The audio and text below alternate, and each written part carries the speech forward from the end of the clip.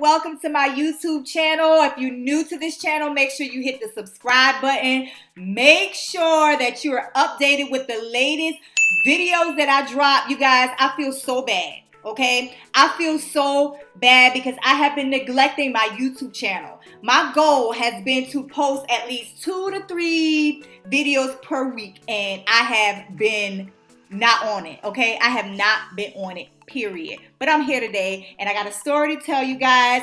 Listen, don't mind me because I feel extra cute today. I got my lace front melted, okay? Your girl birthday is tomorrow, so happy early birthday to me. You guys like my boss earrings? You see that? Bam. Boss. Yeah, get you a pair. Okay?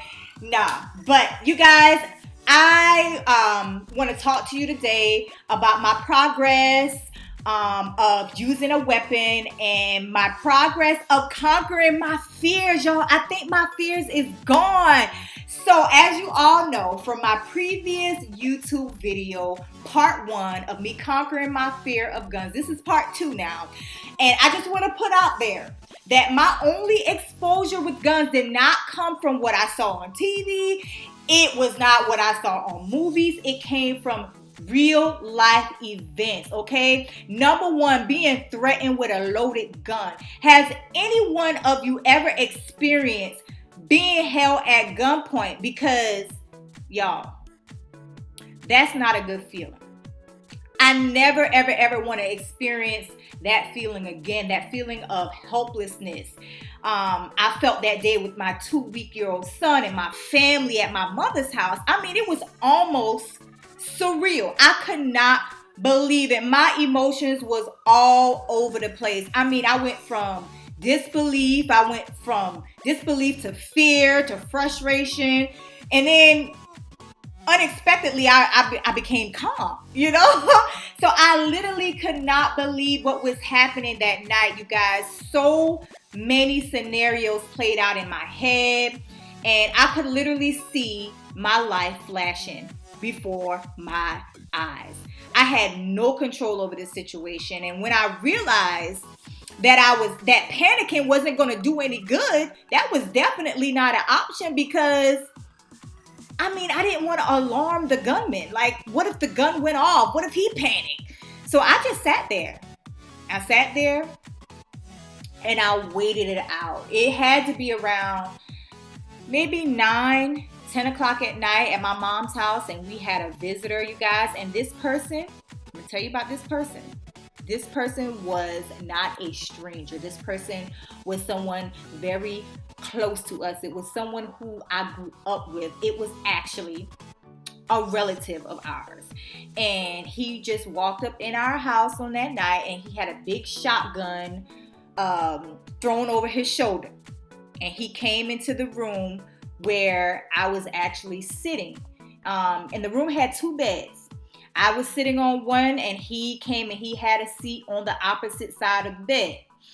And y'all, I did not know what to do. He just started rambling about how my sister had owed him some money. And I'm thinking to myself, well, if my sister owes you money, then you need to try to pay this man, because that don't got nothing to do with us.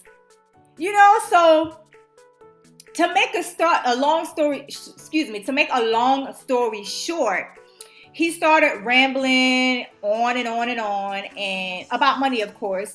And it turned out to be one big fabrication. It turned out to be a lie. But anyway, he started loading the gun. Okay, one by one. I'm talking about big bullets, y'all. It was almost like he was tormenting me. And as he was loading the bullets, he just kept saying, you know, I don't have nothing to lose. You got something to lose. Your mama has something to lose. Your sister has something. Everyone had something to lose except for him, okay? And if it wasn't for my mother, who came out of her room at that particular point, she came out of the room and she saw the gun.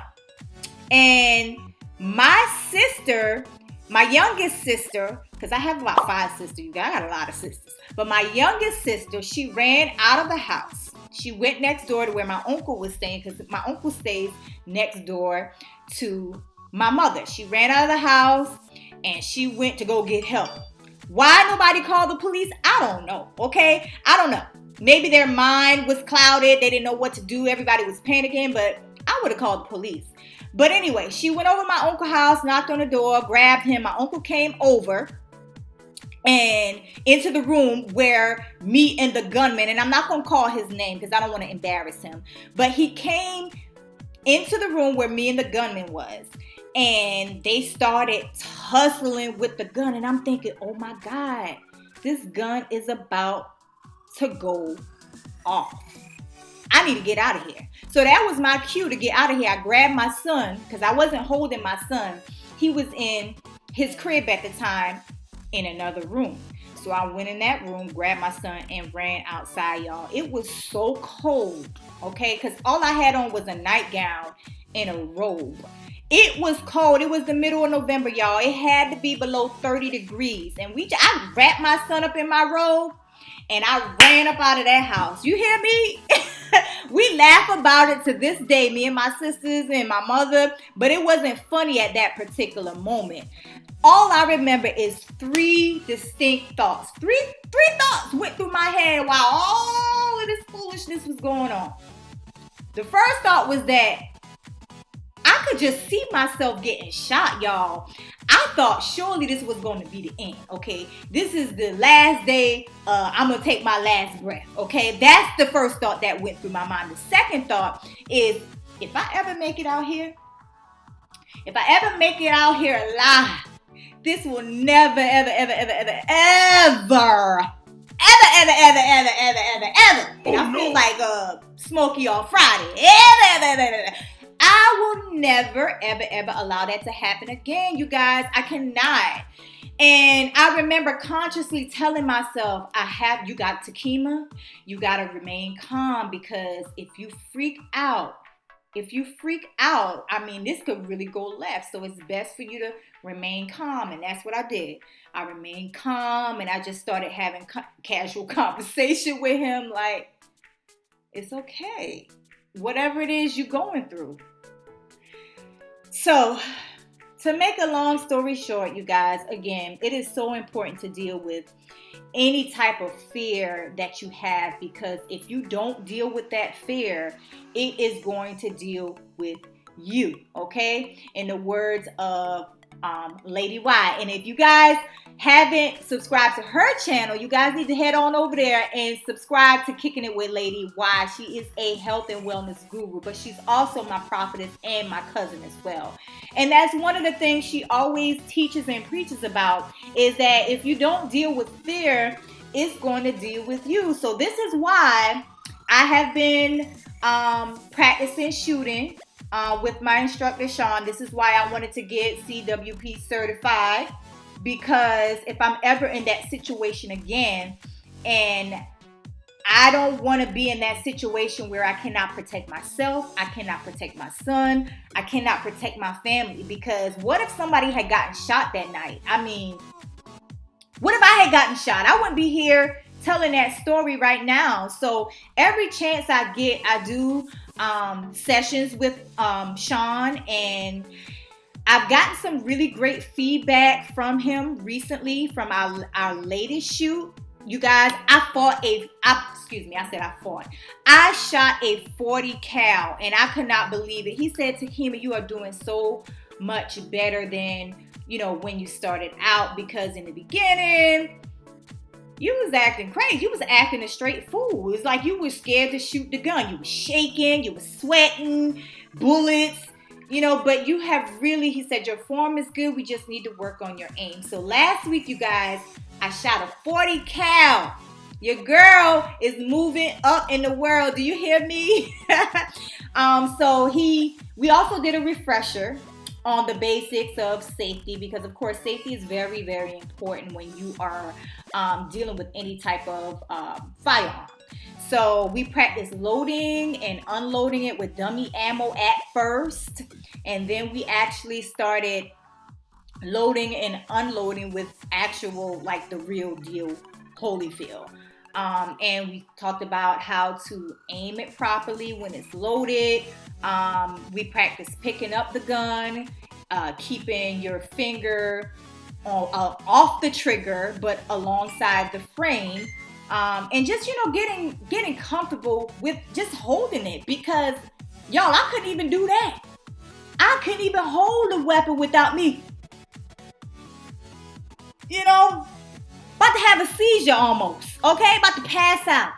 And it wasn't even that serious, you guys. But I just wanted to be prepared, not only to conquer my fear as far as using a weapon, but you guys, I am in training for an action film, okay? Your girl is going to be on the big screen. You see this face right here? You finna see me on the big screen. And I'm going to play a superhero. I'm going to play an action hero. And I must be prepared, honey, at all times.